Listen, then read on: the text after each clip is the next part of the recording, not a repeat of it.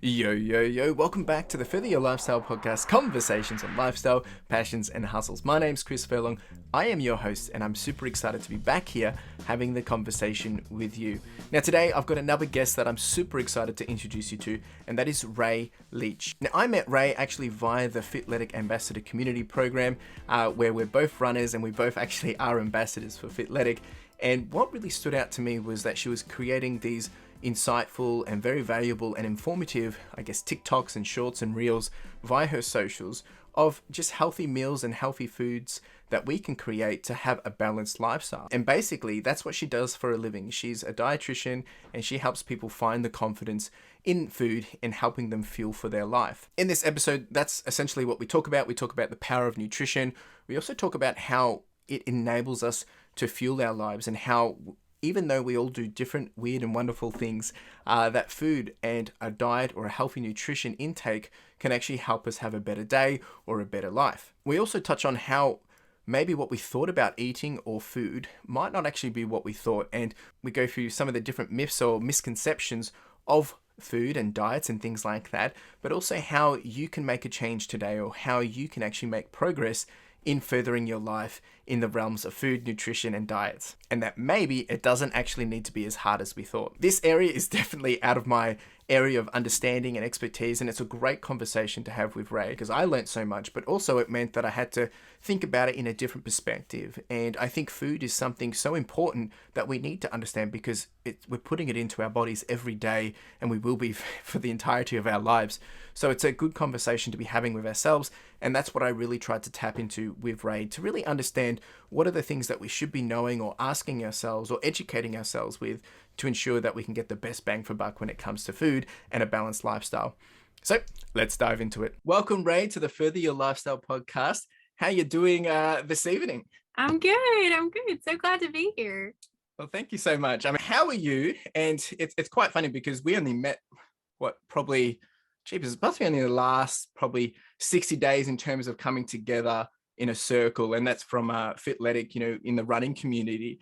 And after seeing the stuff that you do with your, talking about your diets or talking about the little TikTok recipes that you've been doing, that's what kind of sparks my interest. I'm like, oh, you make these things look so easy and so simple. And I know we're going to touch on a whole bunch of different things today, but how are you? Who are you? And what are you all about? Well, I'm doing well. I had a full day of work today and now just on the podcast. And it's nice to talk to people in the future. So yeah.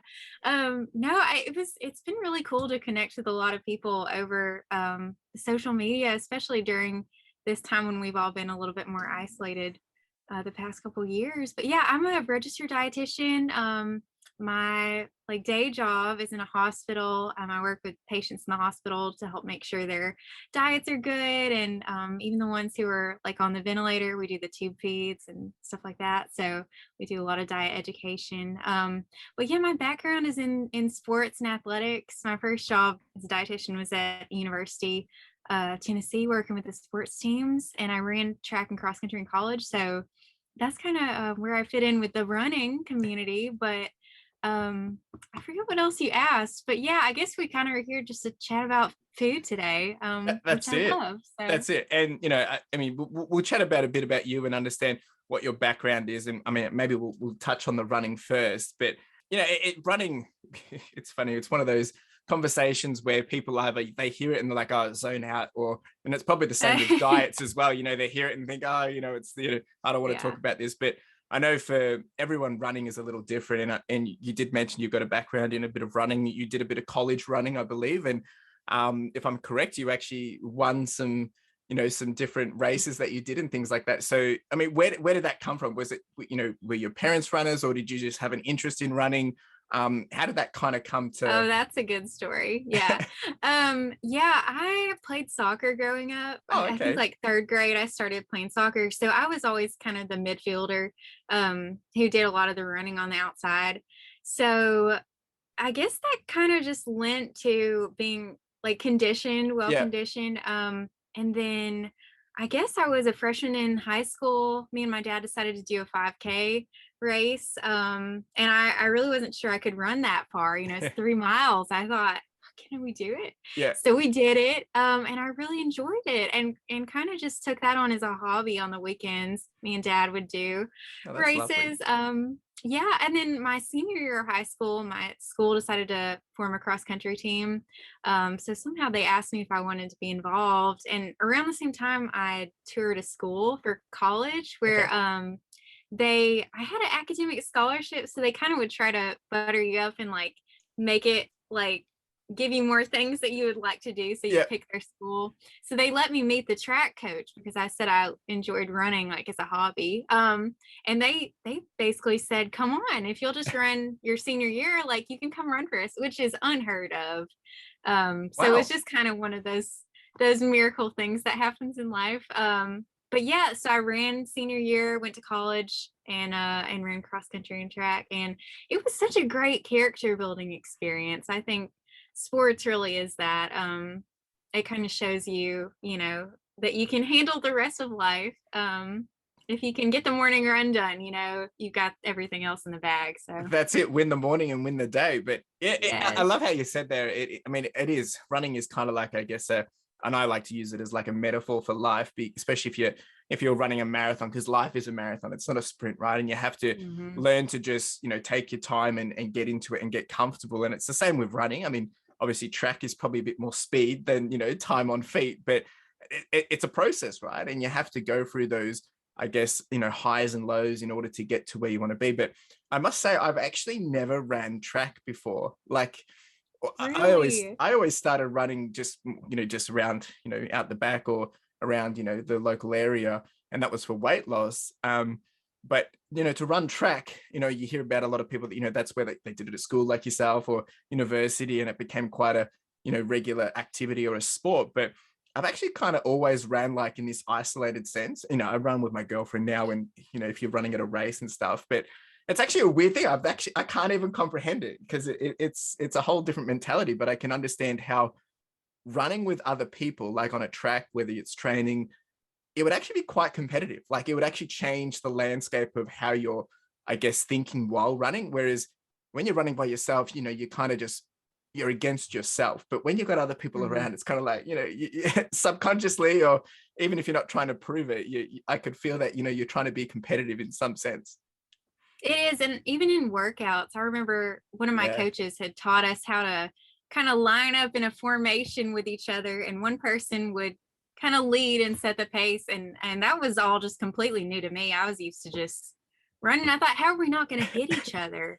But no, it's really fun, and it is a really different experience than running out in the woods or something. But both are nice. I think some of 100%. both is. I agree. I would love to. Yeah, you should try out a track sometime. Yeah, I I think would you'd love to like it. do a we have one locally where it's kind of like it's called the Coburg 24, and it's basically they do a 24-hour challenge of how many laps you can run in 24 hours. Oh, wow.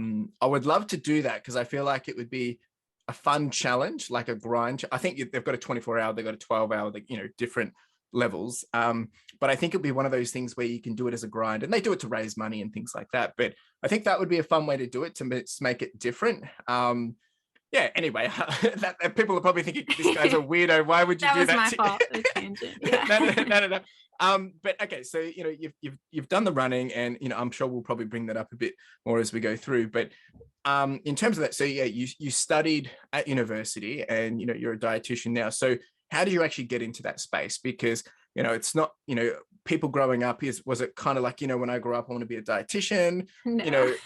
Exactly. So like how did that come to being, I guess? Yeah, when I was in college, I thought I was looking into physical therapy. I think y'all might call it physiotherapy, Yep. Yep. kind of that area. And I was in college, started getting interested in like food more because, like we talked about before, it's just so integral to your running and how you feel out there. You really have to kind of dial that in for performance. So Yeah. I didn't realize dietitian was a job. Like I didn't really Yeah. Okay. realize you could work with healthy eating as a job. So I had a nutrition class for exercise science, which was my major. And yeah, I kind of got introduced to that career path and thought, I think that's for me. Okay. So Yeah, I've been really happy with it. I thought I was going to work with athletic teams, sports teams was the goal, but ended up taking another turn. Just, well, we had talked about this too, like as far as having more time for myself, and for my own healthy lifestyle, because that job was a little bit more demanding in terms of hours. So yeah, and I love the hospital patients too. So Yeah. um, you never know where you might end up, but That, yeah. that's it. I love that. And we can dive into that a bit. And yeah, because, you said you had this expectation. Well, one, you didn't even have this expectation. That's what you were going to do. Then you've gone and done it. And then, you were thinking you were going to end up working with athletes and things like that, which naturally would make sense because, having a bit of an athlete background and things like that, it makes sense. But then you said, you pivoted and you mentioned, you had to change that because of a work-life balance perspective. But now you're actually in a space where actually you realize you're actually really enjoying it and it's actually even better than you probably expected. So let's quickly touch on that, because I think, we are going to be talking about a lot of, nutrition and diets and all that, but that comes back to a healthy lifestyle anyway. And I think a big healthy lifestyle aspect or attribute is obviously a work-life balance. So I mean, we don't have to go into super detail, but you pivoting to make that change, I guess I want to just clarify for those that are listening, is like, was that because you were just working too much, it wasn't what you wanted, or was it because an opportunity came and then you kind of weighed off, the pros and cons, or how did that kind of play out as well? Yeah, I would say some of both. So my job at Tennessee was a 10-month position to start out with. It was kind of laid out that way. So I kind of needed to start looking at what was my next move going to be. Um, and yeah, around that time, I guess mental health, I know Yeah. in the past few years has been kind of more of a thing for a lot of people. And I think just related to everything we've gone through collectively. But Yeah. yeah, I really struggling with some anxiety, and I think related to not sleeping enough, Okay.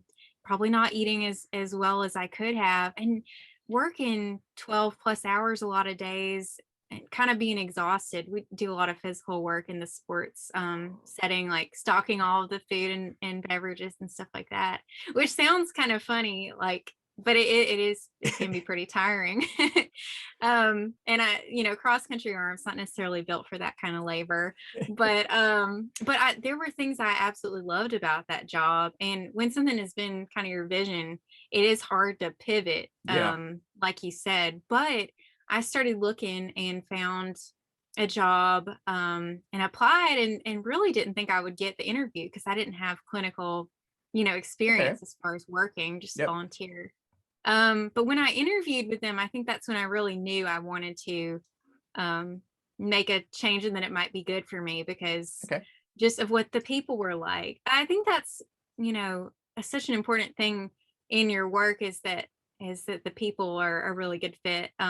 Which my previous staff was really nice too, but the lifestyle was the biggest thing. So now I work a defined amount of time, That's and good. I have that time before and after. And I think because I had the passion for the social media stuff, that's probably the biggest reason why it's a better fit. Okay. Because I have time to do that.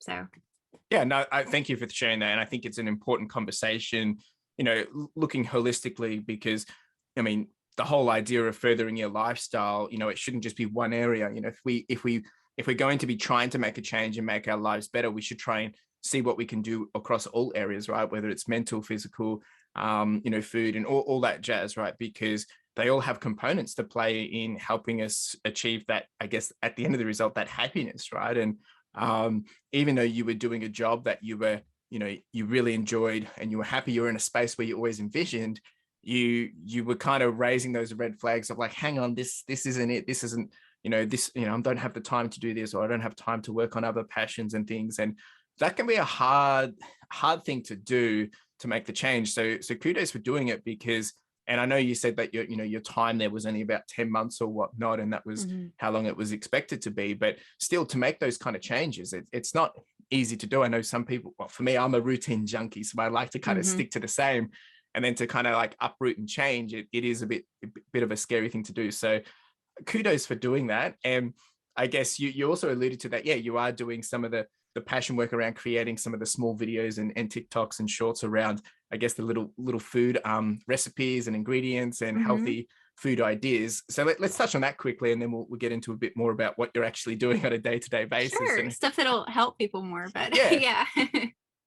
Yeah, I think social media is so powerful. Um, in my time just creating the short videos on Instagram, I think my total reach is over 750,000. wow. People have seen my videos, which is, I mean, it sounds like a number, but it's really amazing because as a dietitian, that's kind of my whole mission is to help people understand how to eat well and kind of relieve some of that confusion around healthy eating.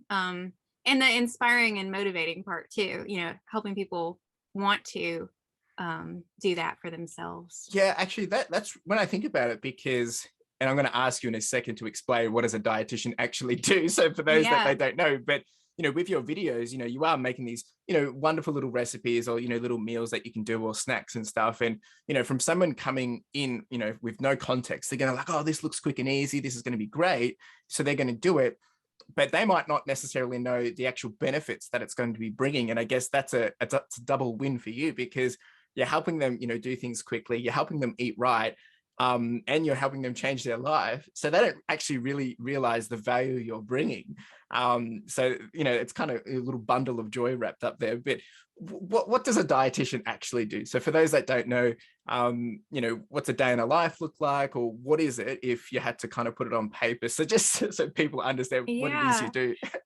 I believe we're defined like the Academy of Nutrition and Dietetics here in the US and North America is kind of our governing body. So their definition is that we're the food and nutrition experts. There's definitely a lot more to it in practice, but kind of we study the science of food and nutrition, and we're the only professionals that really do study that at Yeah, length okay. in college. And then we complete supervised practice and take board exams. So we're really well conditioned to be able to help people with any kind of needs surrounding food. So whether that is, the critically ill Okay. people in the hospital, or people with eating disorders, people with high energy needs like athletes, anybody who has any kind of, and even just normal people who Yeah. have nutrition concerns. We kind of have concentrated all that knowledge. So we're kind of a good resource for anyone to come to for those sort of things. So that's the basis of it. Um, and And and we work in all kinds of different roles. So yeah, it makes sense. And I think it's probably one of those things where, as I said at the start, you mentioned diets, you mentioned nutrition, and some people are going to be very curious about it, depending on your background, if you like science and biology and all that jazz. Whereas, other people think, oh, someone's going to tell me I can't have this anymore. And, and look, I know, I understand it's a bit of both, right? And, and that's what we're probably going to dive into more in our conversation today. And, the way I love how, you've kind of shared, I guess, your bio and things in terms of, your own website and what you have on your socials, it's about how the power of nutrition and the right kind of diet can help us fuel our lifestyles, right? And I think that's really the key headline that I love there, is like, because all of us, some of us are, whether we're athletes, whether we're corporate workers, whether we're just doing a labor intensive job or whatever it is, there's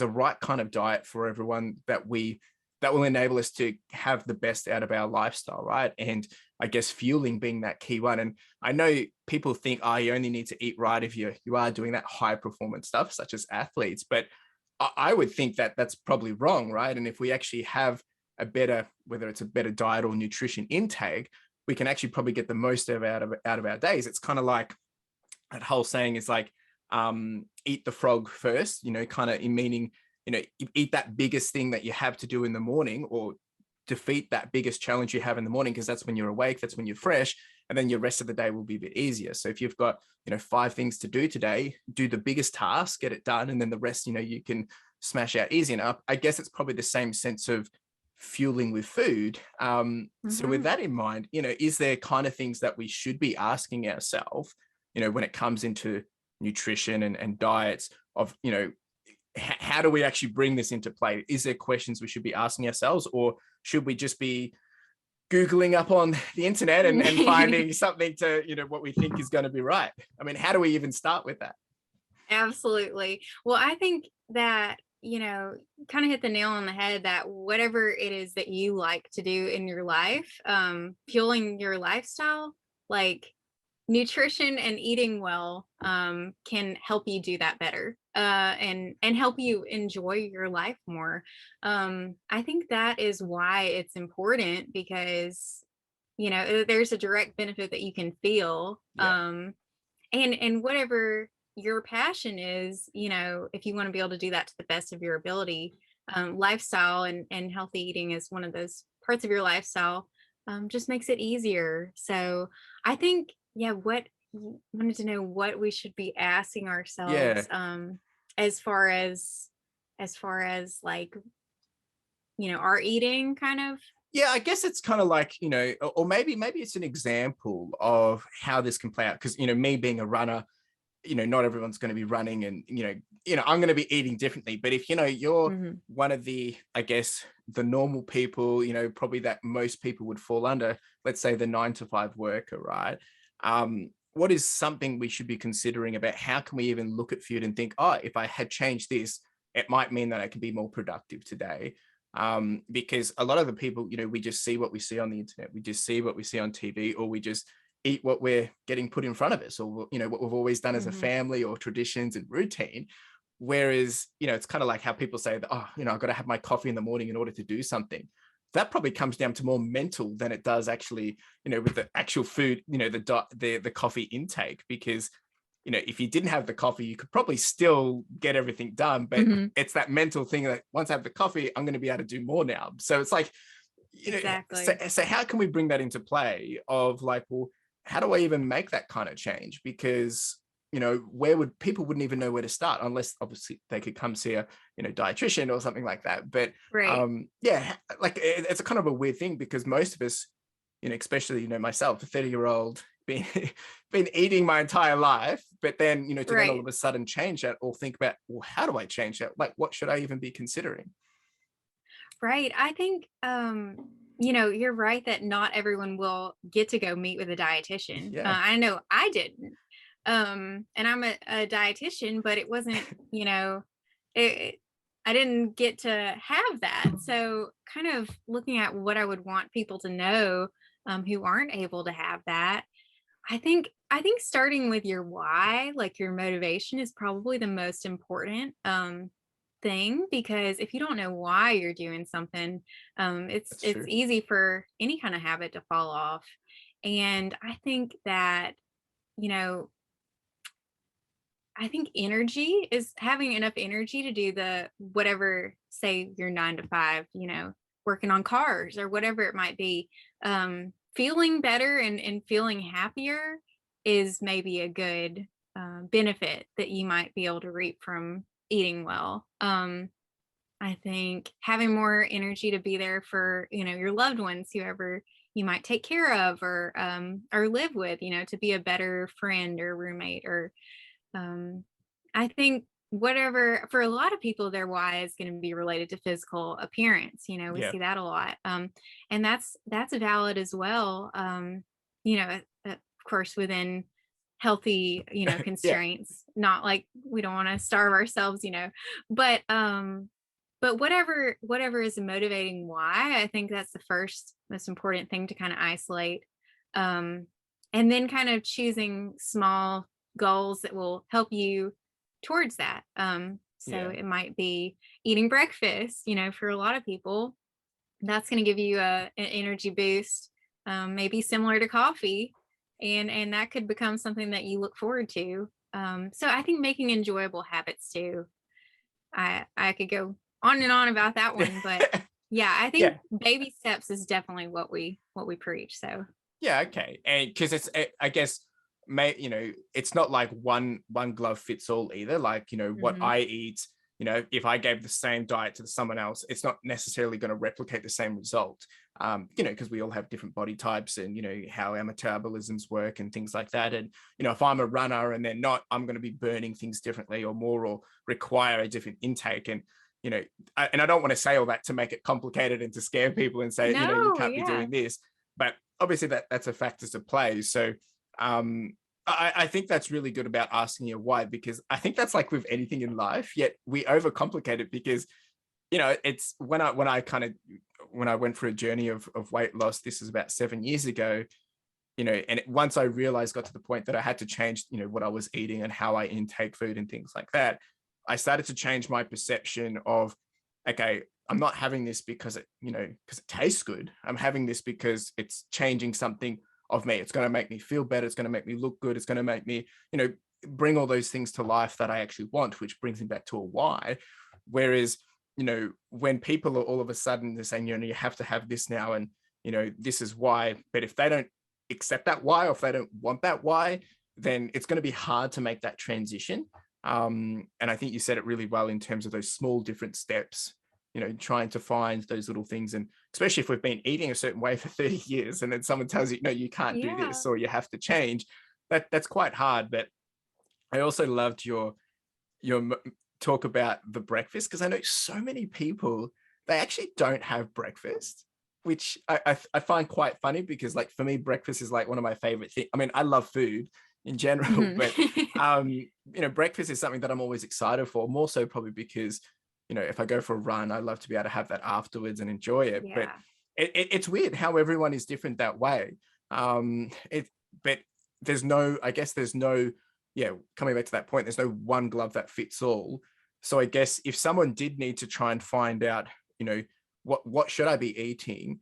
Do they need to come see you, or do they need to be kind of asking themselves, am I feeling tired? Because I guess there would be kind of like pointers or signals that would kind of tell us that, maybe you do need to go see someone and get some help, because, you could cut out coffee and nothing changes. You could have 10 more coffees and you're still tired, right? Like, not saying it's all about coffee, but that's what people naturally would do, right? If you're feeling tired, I'll have Right. a quick sugar hit, or I'll have some coffee and get back into it. But then, you're going to have that 3 o'clock itis where you just slump down because that sugar high is now dropped. And sugar is not the answer to our problems. But would that be the right approach? Is like, kind of figuring out what you need, or when you're feeling low, and then playing it back to someone like yourself as a dietitian, or seeing a doctor, or how would that play out? Yeah, I would say there's so many different ways to go about making changes in your eating. And certainly, your dietitians would love Yeah. to see you. And if you can find one that you feel would be a good fit, and you have the financial means to do that, then there's definitely nothing. I mean, that would be great. But that's not always everyone's Yeah. situation. I know it wasn't mine. So I would say, there's a lot of places that you can learn good information on the internet. There's a lot of places where you can learn not so good information. And, you know, as far as how to recommend where to find that, I would say a great place to start is honestly following some dietitians on social media. Yeah. AKA yourself. Not trying to really plug myself, but even if you look at research studies, it can be hard for the average person to kind of go on Google Scholar and really figure out what's going on. Yeah. And then if you just Google something, then you're going to get everybody's opinion in the whole world. So Yeah. I think it's great to have friends or a dietitian or a doctor who are knowledgeable that can help you out. But I think probably the most important thing for people to know is that what they think as of healthy foods and healthy eating, if they just take a step in that direction, a lot of times that's going to be good. Like if you think about, vegetables, we all know vegetables are healthy. So if you can find one you like Yeah. and add that in one more time, it really is those little things. And I think there's some parts of nutrition that can get tricky and confusing, and that's kind of what we're here to help clear up. For example, carbs, fats, all the kind of noise surrounding whether we should or shouldn't eat them.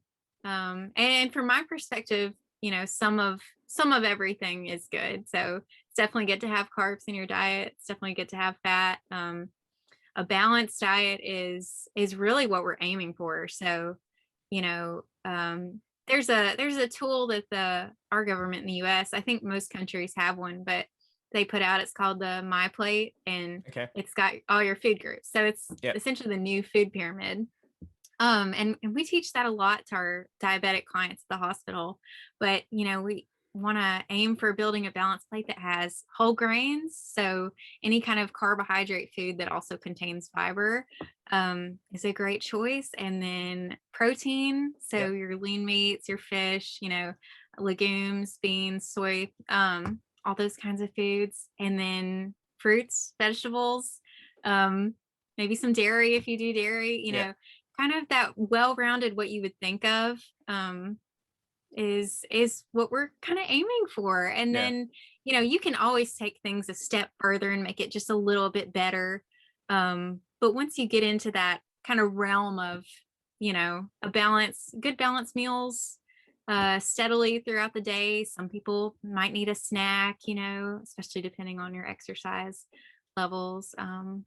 But I think adding is great too, focusing on what you do want to eat rather than what you're cutting out, Yeah. which Okay. certainly you can focus on. But if you find you're getting maybe frustrated or feeling like you're not going to be able to make a change, I think focusing on the fun, positive parts, finding foods that you Yeah. like to eat that are also healthy. That's So that's yeah. that's a Yeah. little overview.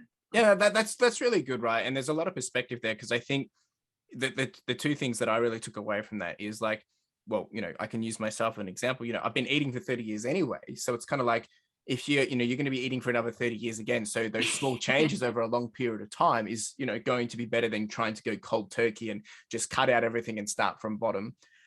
Which I know, some people do that, and that is, good on them. And it's quite hard to do, of Mhm, course, but mhm, and that would be quite drastic in terms of your body would react quite differently.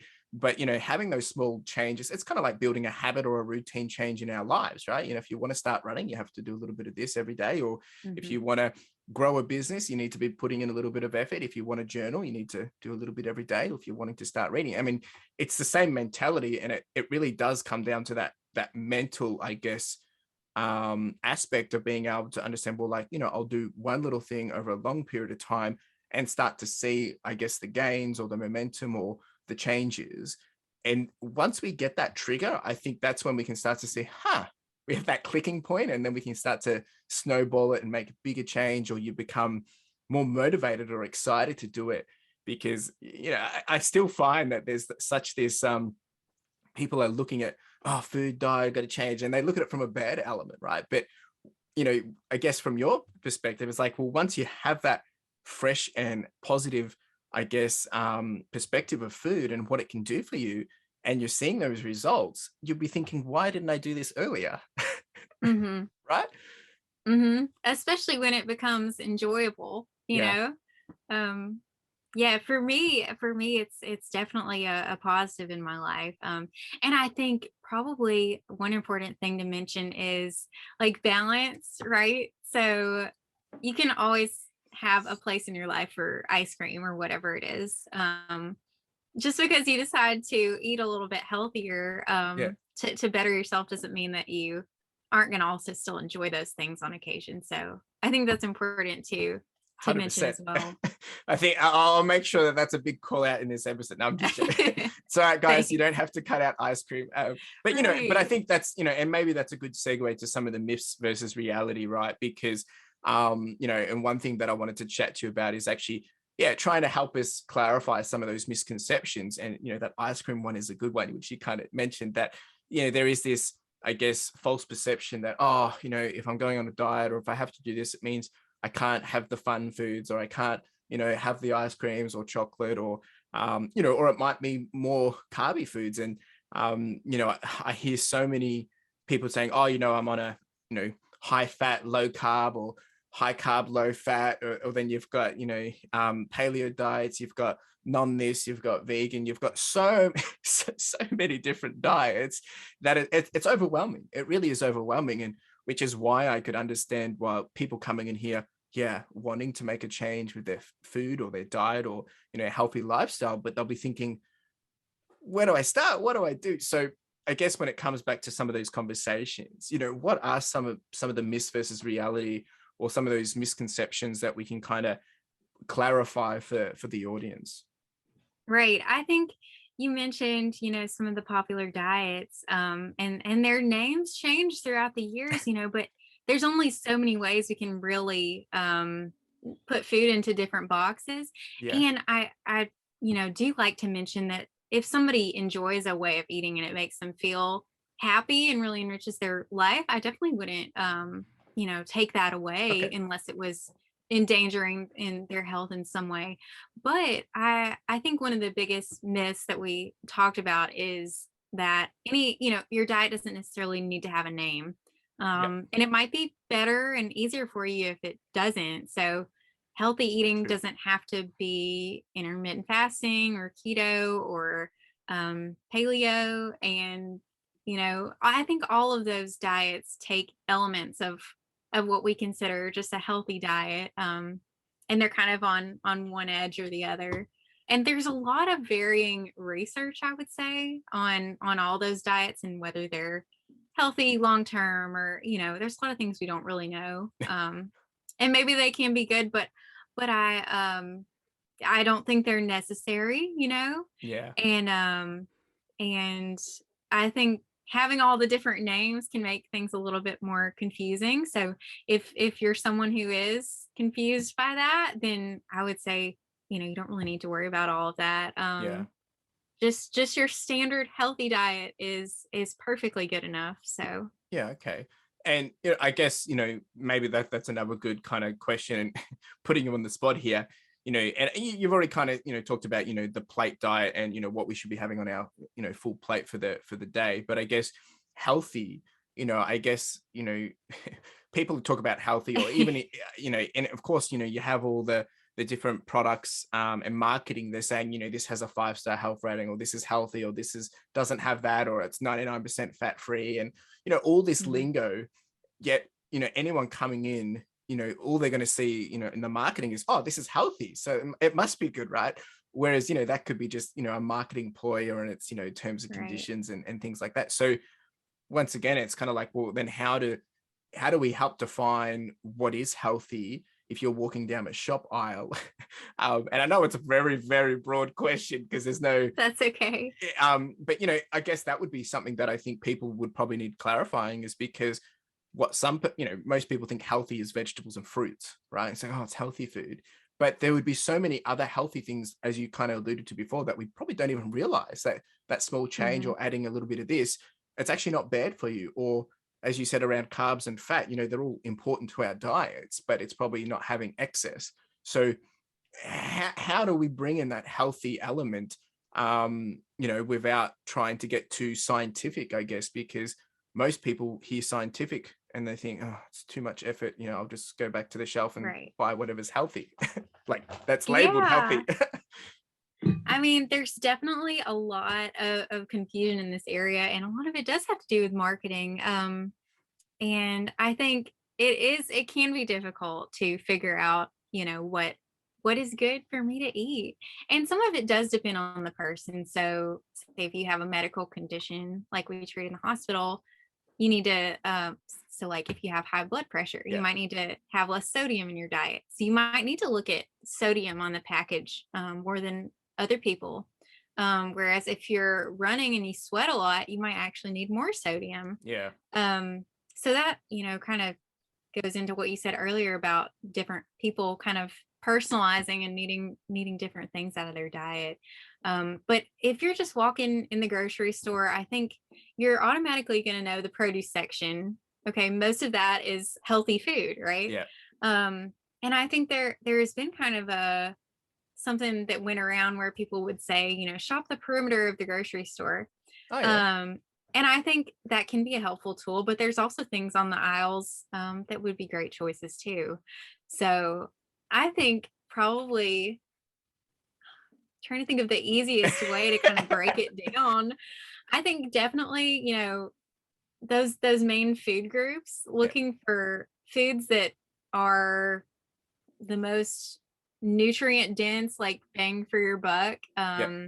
You always want, a good amount of fiber in your food. And that's what fruits and vegetables are Yeah. great for. They're packed with fiber. So kind of carrying that over to like your grains as well.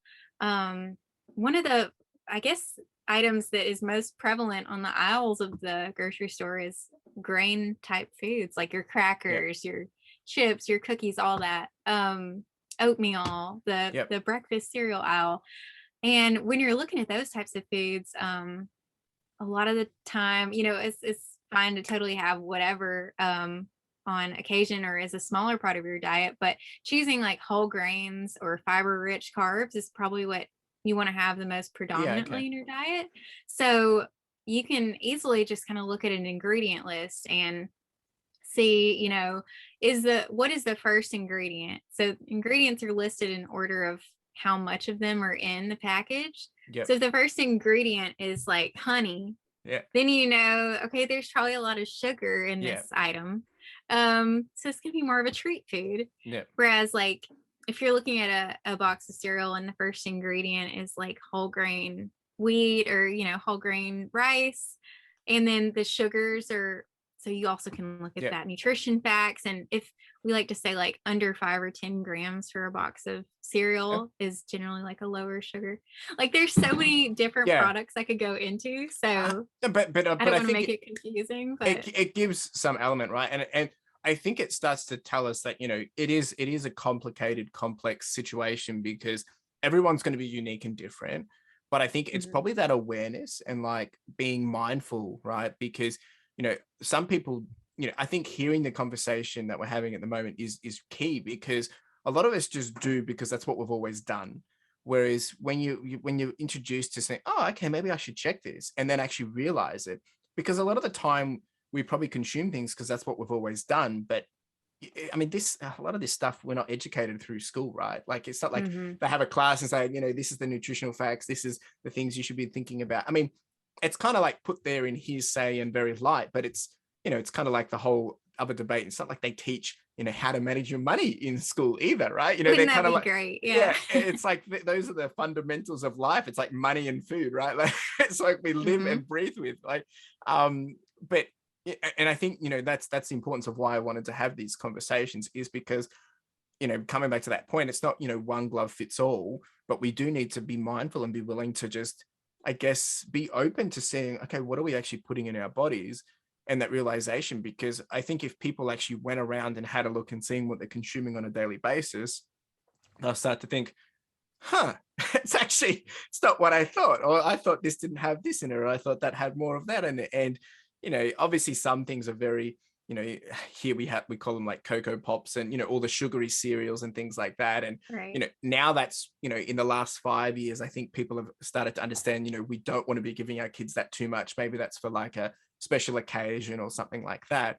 And they need to be having a more solid breakfast. And I think that conversation has changed. So I think as a people, we are getting better in being aware of that, but it is still so layered and so kind of hard to build through. And I think the only way that I can come to sense of breaking through that is coming back to that why, because unless you're interested Mhm. in making a change or wanting to have something different in your life in this kind of ecosystem around food and diet and healthy living, you have to be willing to do it. Like otherwise it's going to feel like a chore, and you probably won't have the progress or success that you want.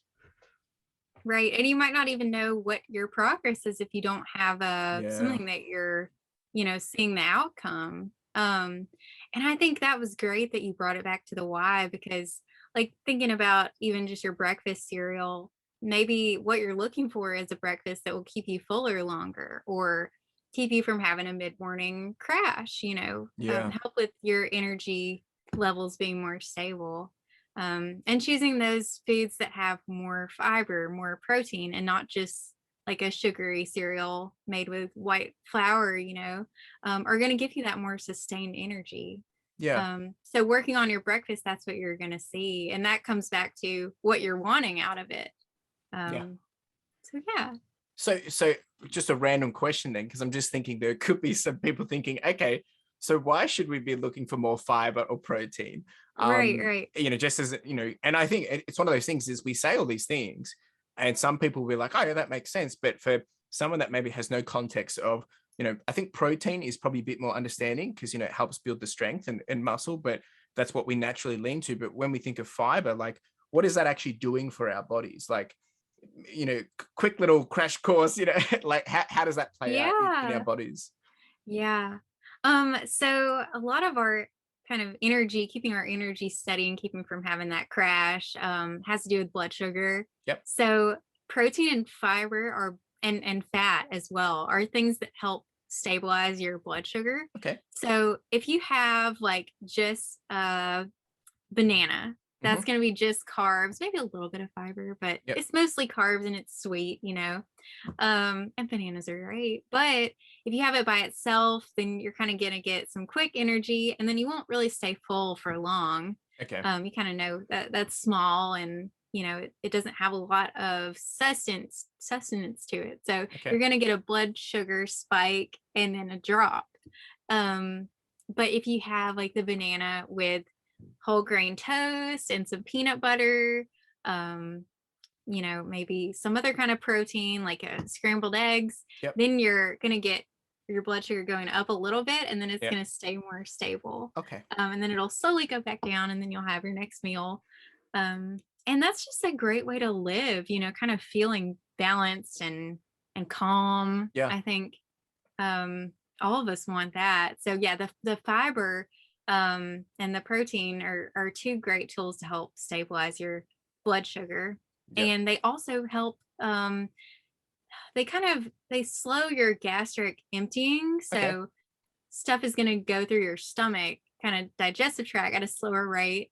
So Okay. you're going to feel fuller for longer. Yep. Yeah, Yeah. I love the analogy. Well, it's not an analogy, but I love how you explained it of kind of like, yeah, you get the spike, but then if if you've got the other things complementing it, you kind of ride that wave longer, right? And I think that's, probably one of the biggest things that people, we do. We tend to, we get the spike, we go out, do what we've got to do for work or exercise or whatever, but then, after a while, you just drop, right? And then so the next thing, you grab that sweet or you grab that small little spike, but all you're doing is doing exactly the same thing again. So you're just doing this all day, crashing, burning, and whereas really, if you actually just changed maybe one or two things, you could probably, have one and then ride it longer. And then you have that balance and you're going to feel fitter, fuller, and stronger for a longer period of time. And I love that because just taking it all in, it's kind of like helps you think. It's like, well, why wouldn't we be doing this? Like, it just makes so much more sense, right? But it probably comes down to education and knowledge and understanding of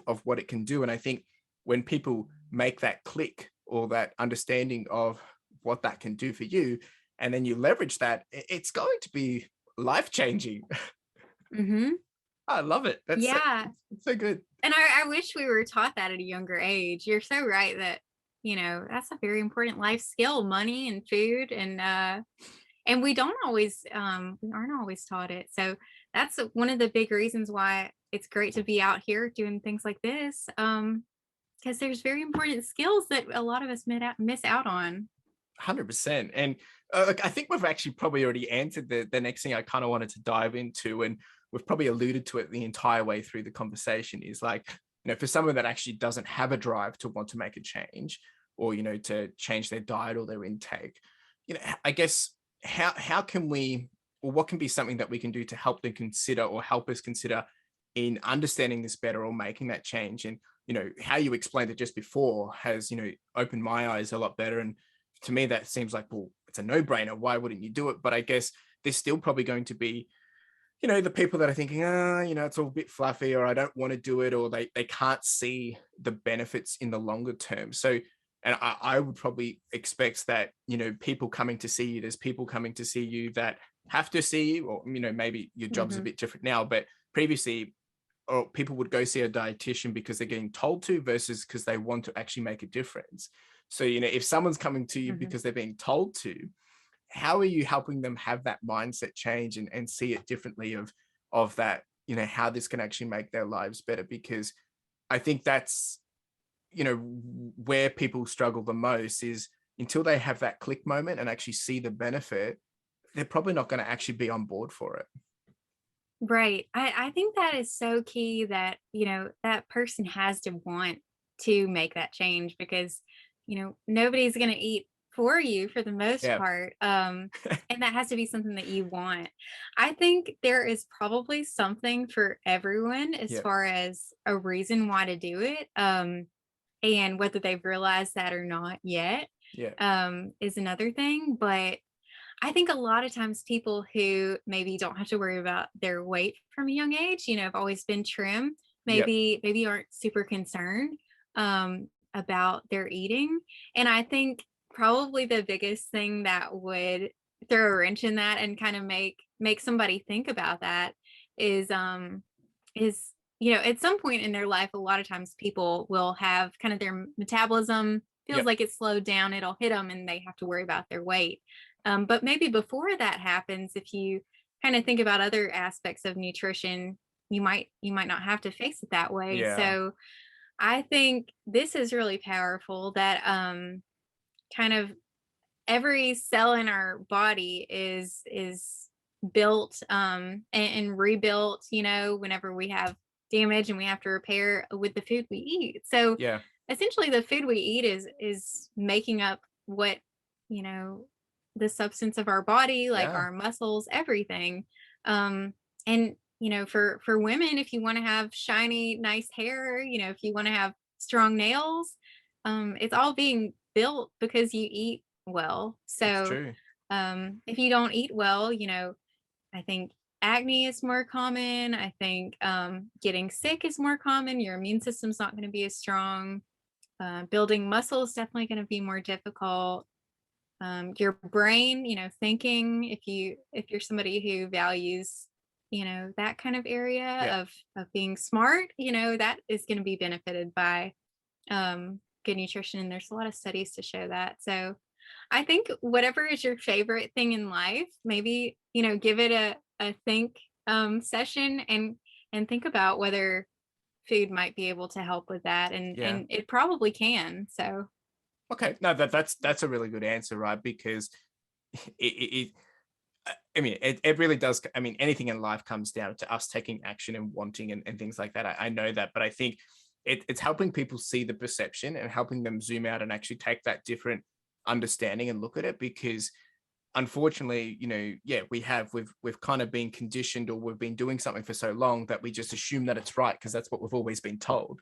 But mhm. you're right, and until we start to get older, not saying we're older or anything, but our body changes, or our body starts to slow down, and you start to realize, oh, I wasn't able to do that as much as easy as I used to, or your body starts to change and adapt, which means what you thought, oh, I've always been skinny, or I've always been lean, or I've always been this, but then you realize it's not the same, and that's probably because everything's catching up. But I think maybe that's a good way to look at it as well. If you feel like things are changing, or you don't have that young teenage energy that you used to have and things like that, that's probably, I guess, things to start making you think, like, okay, do I need to make a change?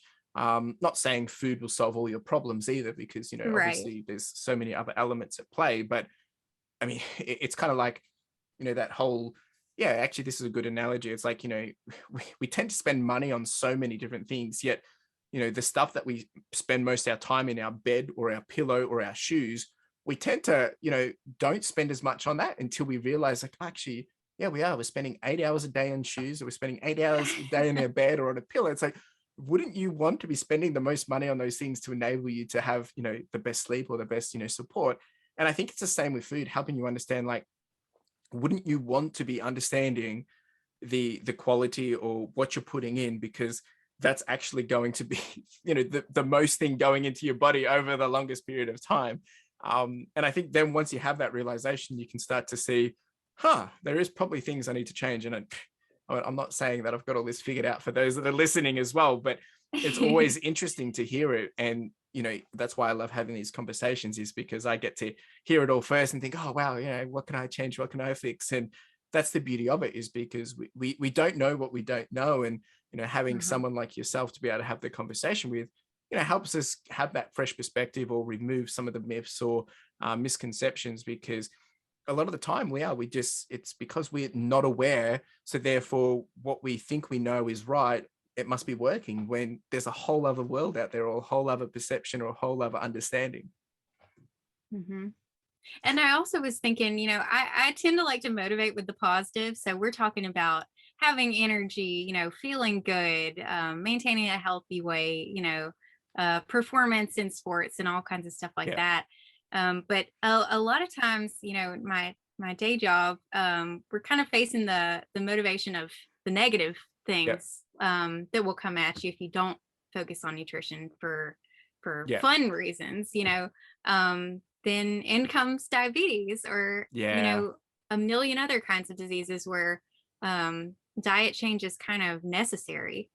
Yeah. So I think also, if you're not interested in the positive benefits that we talked about, and there's nothing wrong with that if that didn't spark your Yeah. interest, but I would consider preventing disease is a big reason to eat Yeah. well, if for no other reason. So I wanted to kind of throw that in there. Yeah. No, But I that's usually really like good. to keep it light and positive. So No, that's good. And I think when we first caught up, we talked about even finding that confidence as well. And I think once you're able mhm. to get on top of that, find that routine, you can eat with confidence and know that it's going to help you win the day or win the week or whatever it is that you're leveraging it for. Because I think that plays also well with how we perceive ourselves, whether looking in the mirror or, comparing ourselves to others and things like that. And that's easier said than done. But I think that confidence piece, and helping people find that confidence through food and knowing that if I eat this, this is what it's going to enable me to do. I think that's a huge part to play as well, because once again, we are thrown, marketing from what we see at supermarkets and products. We're thrown with, what we see in socials, the good and the bad, which makes it very confusing because you've got someone like yourself sharing all these tips and tricks, all these healthy recipes that you can make, which you think, oh, wow, that's really, really, really good. But then you've got all these other people, and you've got mukbangs of people consuming food, which is a lot of fun and things like that. And it's not to say that you can't do that, but I think finding that routine and flow that gives you that confidence, because as much as we all love the donuts, the ice creams and things like that, I think most people can probably admit that you have them, but then afterwards you're kind of like, was it really the best decision? Whereas, if you can have that fine balance, you're probably always going to be walking around feeling that confidence of like, what I'm putting in is helping me, achieve my best self. And, that's one way I think that worked really well for me when I did my Mhm. change of diet and things. Like for full transparency, when I did mine, I kind of went cold turkey, dropped sugar, and I wanted to prove that I could lose the weight. And, that worked really well for me because it took me away all those bad habits. And it also forced me to then have to try different things that I wouldn't have normally tried. And so when I dropped all sugar, I meant like processed sugar. So I kept all fruits and things like that. And then as I built off, I ended up losing about 22 kilos. This is about 7 years ago. And then I was able to then, at the time, I was then starting to run and I could start to rebuild what that looked like, in terms of what foods I would be eating, what I enjoyed eating, the ones that I knew now, which made me feel sick because they were too sugary and because my body got, they weren't used to them anymore. It meant I could then rebuild what my body was comfortable with. And now I can comfortably have those, those goodies or those spoils every so often, because also I have I'm complementing it with that exercise and that routine, and I'm training for things. So it all helps bring together that balance. But I do also know those times where where you do have too much, you think, no, I shouldn't have had this. It was a bad decision to have that extra one of those. And but I think, at the same time, you said it yourself, you're not here to say that, no, you can't be doing this, you can't be doing that, but it is finding that key balance. I love this. I mean, I think we could talk about it for a very, very long Yeah. time.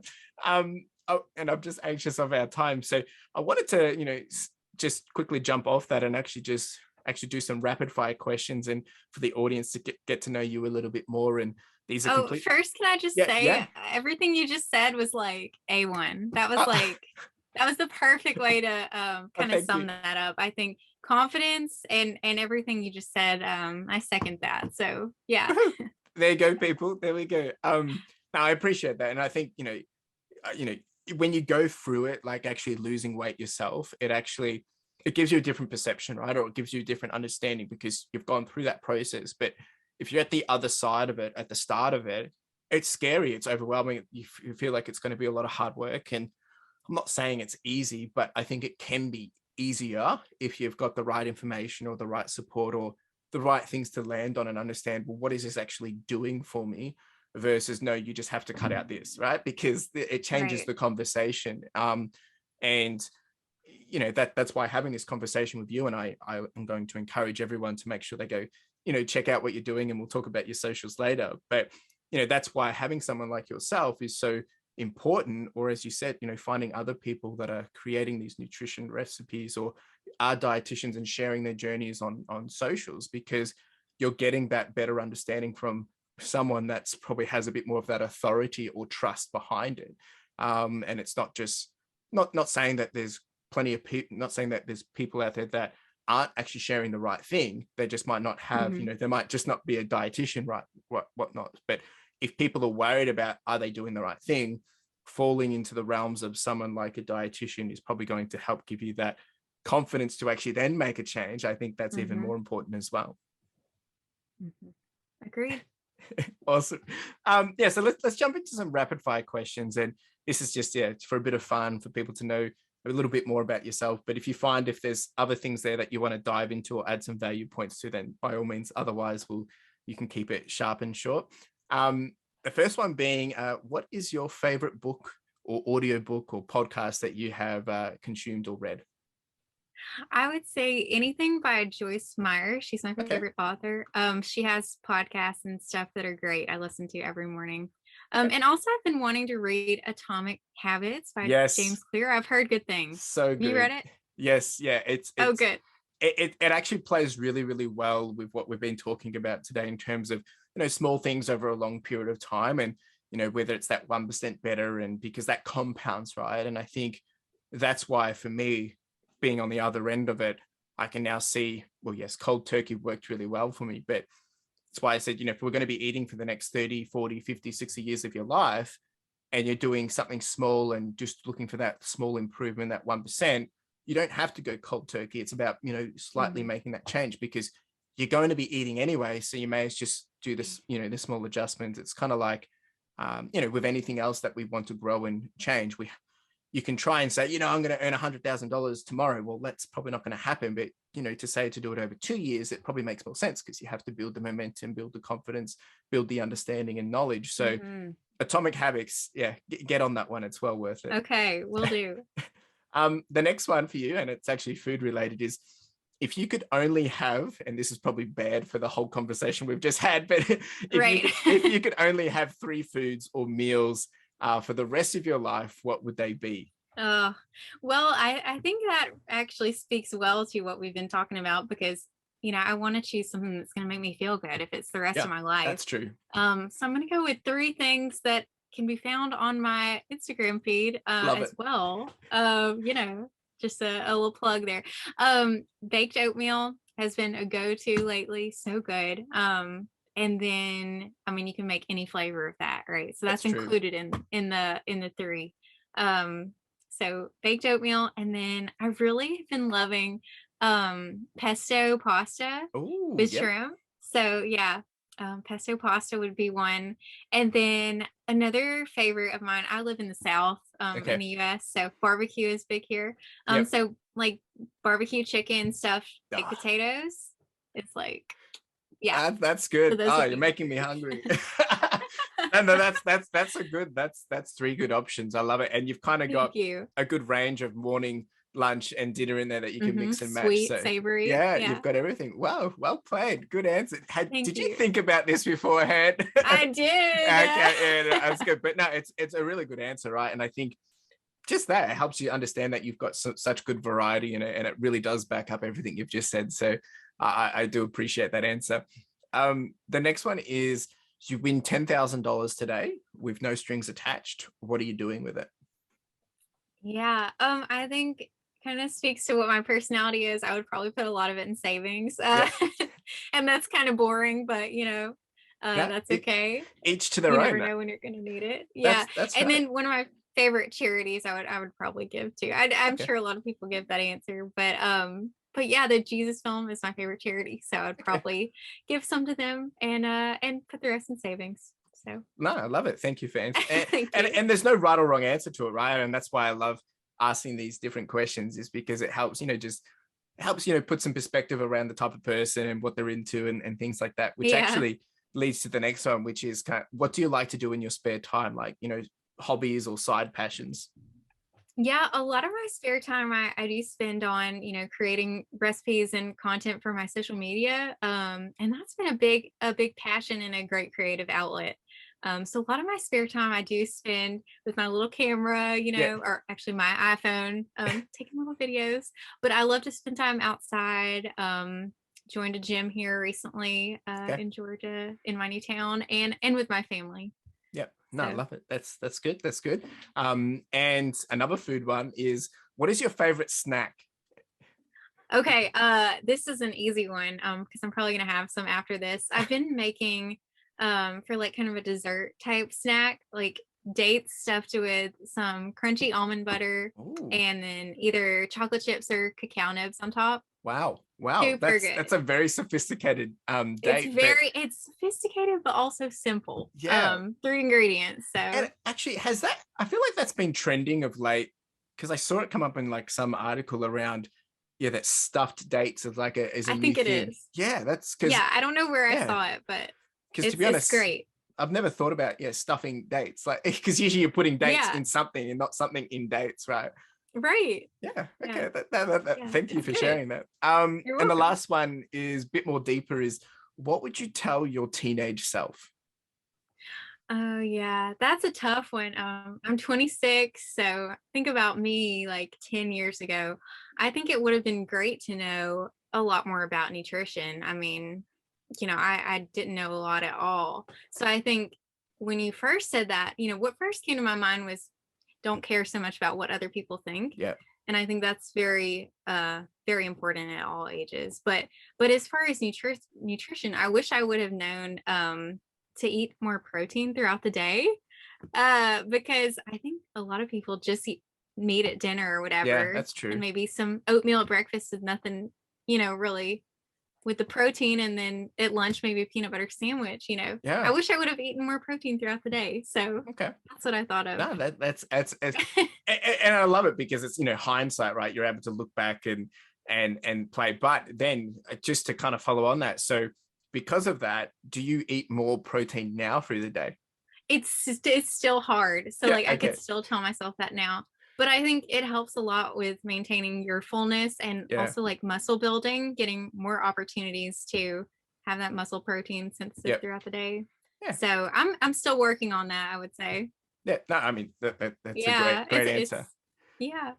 I love it. Well, I mean, it's been an absolute wonderful conversation. We've discussed so much, and I was going to say that, to wrap it up, but I think we kind of, we've touched on so many different points around.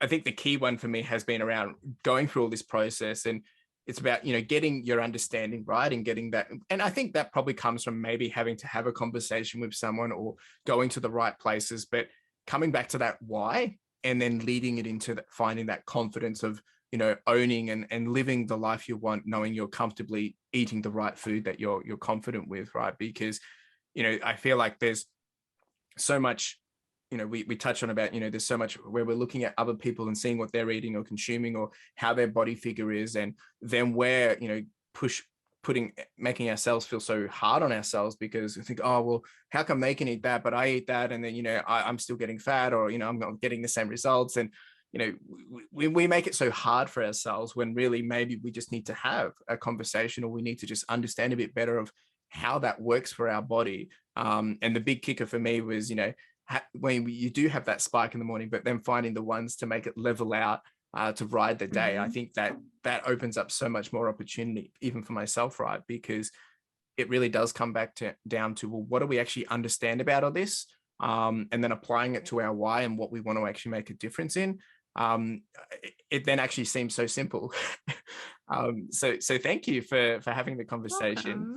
Welcome. Two things I want to get from you is where can everyone go find you, in terms of socials and things like that, if they want to follow along or to get to know you a bit more? Yeah, I'm everywhere at Fuel with Rae. So FUEL with RAE. Instagram is probably the biggest one. And then Yep. TikTok, a lot of videos over there. And then YouTube, I post them all as shorts too. Yep. So And then the blog is brand new. We've got one recipe over there. It's the stuffed dates. It's fuelwithrae.com. Awesome. I think that's everywhere that I am. But yeah, if you guys do come, send me a message and say, you're from the podcast. I would love to chat. And if you're the kind of person who has a question that you wish you could ask someone, you can ask me. I'll be not your dietitian, but I'll be your friend who has some knowledge that I can help you out. So yeah. Love it. Thank you so much. Yeah. And the final thing is if you could leave, the audience with one thing to take away from this episode, what would that be? Oh, I would say that, taking steps in your life, whether it be diet, sleep, lifestyle, exercise, to help yourself feel confident and feel, I guess, good about yourself, is a good thing. I think that diet and the same with running, when you are able to achieve something that you set out to do, that makes you feel like you can do anything. And then whatever your day job is, you'll feel like you're able to go into that with a lot more confidence, when you're able to conquer these little things that all of us have to deal with in life, like food. So yeah. And I also think that, being able to talk about whatever topic, like y'all do here on the podcast, is a great takeaway as well, because we can learn a lot from other people that know different things than we do. Yeah, that's right. And being open to that is, something that I've had to learn as well, because, we think we know everything, right? But you don't know what you don't know. So therefore, finding that gap, the only way to find it is to be, stepping outside of that comfort circle or that bubble or that square or box that you're in, and being open to hearing, not saying that you have to accept everything you hear, but helping, being open to hearing those different conversations, whether it's around food, whether it's around money, whether it's around, self-growth, or, any element in life, because otherwise you will be stuck in that same box, and, it'll be 10 years later and nothing's probably changed. Not to be all gloomy, but that's the reality of it. So I love how you said that, and it really does come down to sometimes those small things over a long period of time, those small wins is going to help you have that big fulfillment and that longer term happiness and success. So I love how we've gone from, just talking about the diets and food, and now we're getting into the real life stuff. But they all have a part to play, right? And that's really what I'm trying to achieve here with Further Your Lifestyle.